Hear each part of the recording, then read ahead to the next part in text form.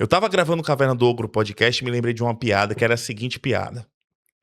Um conhecido antissemita chegou pra mim pra falar que assistiu um comediante judeu e riu dele. Só que ele ficou desapontado. Ele me chamou e falou: Cássius, eu não acredito que eu ri de um judeu. Eu respondi pra ele: qual o problema, cara? Você riu de um judeu? Eu ri de 6 milhões. Essa piada é absurda e satiriza um dos acontecimentos mais tristes da humanidade. Mas você acredita que essa piada levou gente a dizer pra mim assim o seguinte: não foram 6 milhões, foram 271 mil. Pessoas malucas, teóricos da conspiração e mais, cara. Eles me fizeram questionar.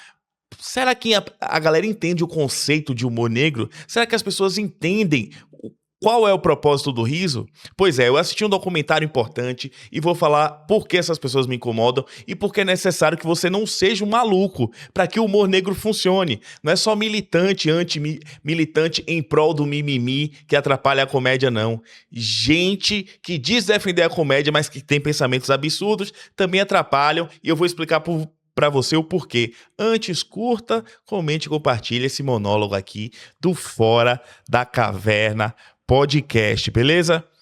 Meus amigos, o humor negro é um tipo de comédia que trata de temas pesados, né? Tabus são invertidos.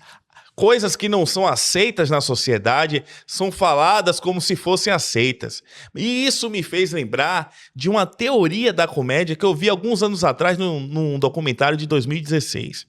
Essa teoria chama Teoria da Violação e foi proposta por esse pesquisador aqui, ó. Ele que é professor da Universidade de Colorado, Peter McGraw. Ele bolou a teoria da violação benigna e o que consiste essa teoria e por que essa teoria tem a ver com o humor negro. Meus amigos, é o seguinte. Na vida há acontecimentos que têm benignidade, certo? Por exemplo, você passear com um cachorro, uma pessoa falar bom dia ou você contemplar o céu azul.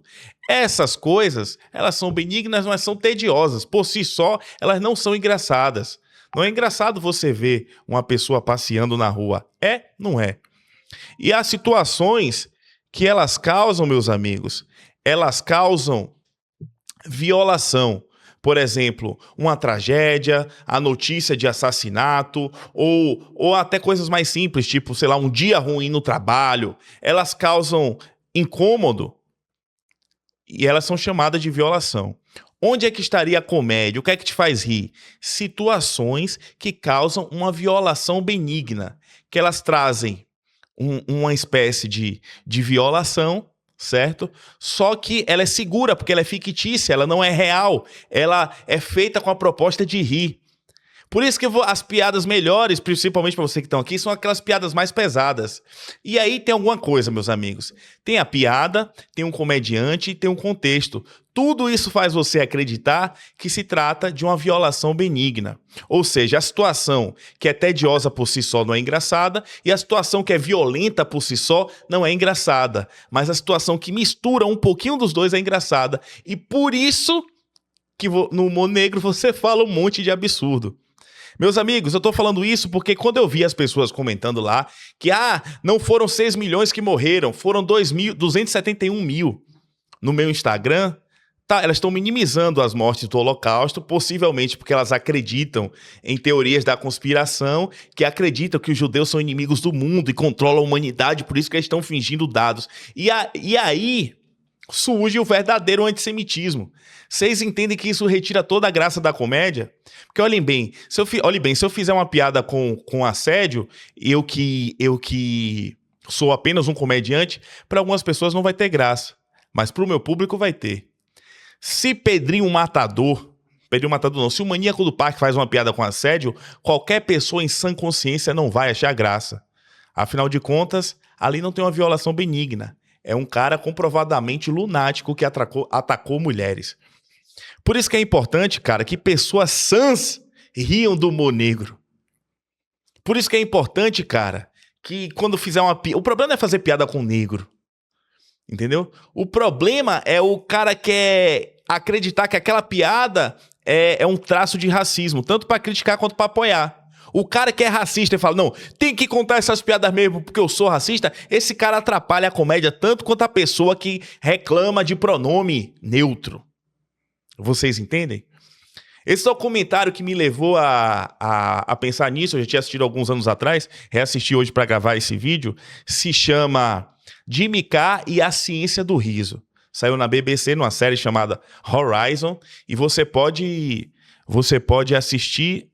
Eu acho que aqui no Brasil não tem, mas se você for membro do meu canal, eu vou disponibilizar no Telegram. Você pode assistir esse documentário, cara. E aí o que é que acontece, velho? Mais coisas me chamaram a atenção nesse documentário.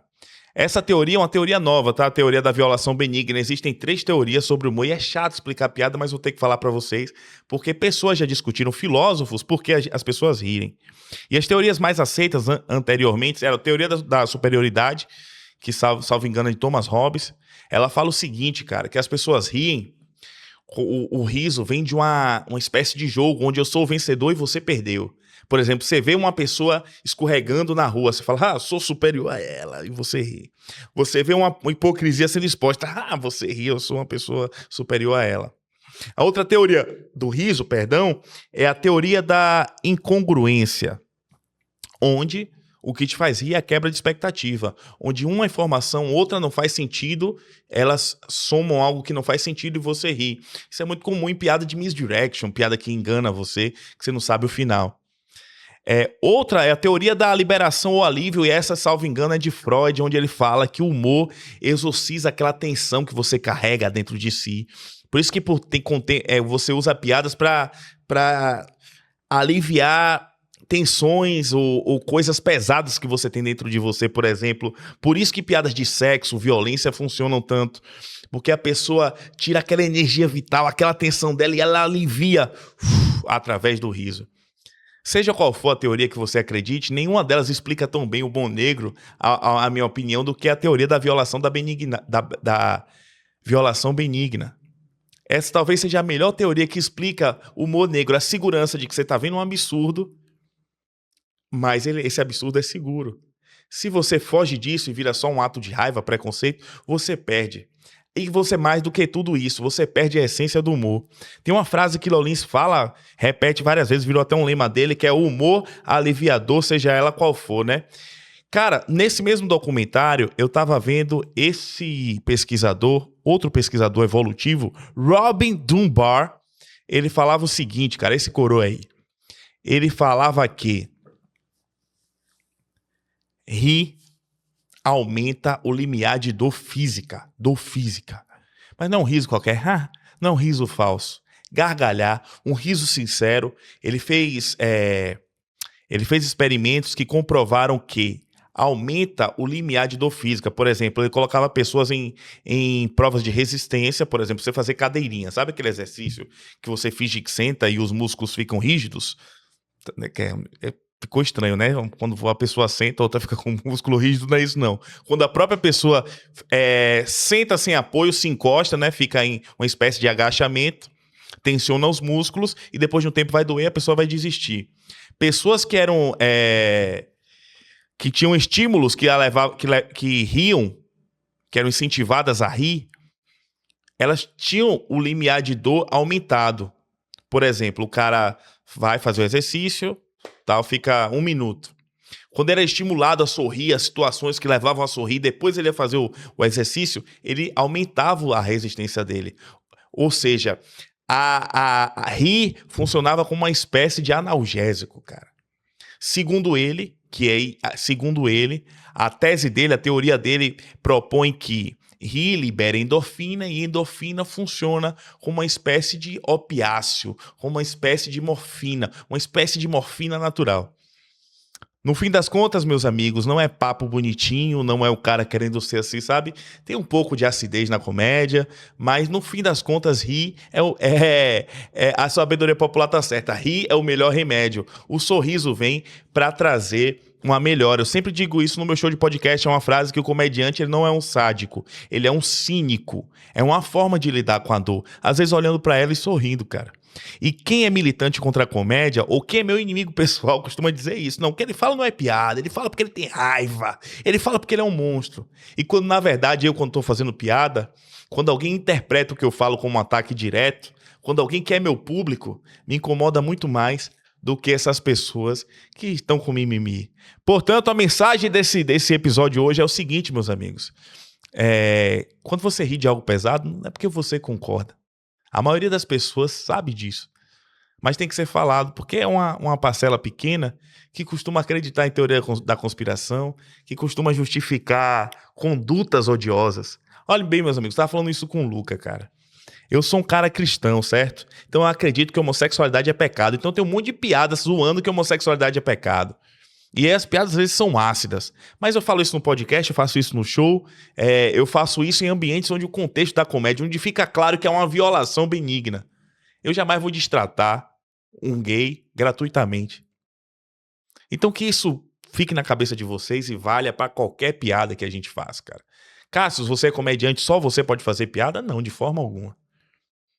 Mas a intenção é fazer uma violação benigna e não uma violação no estilo Daniel Alves, beleza?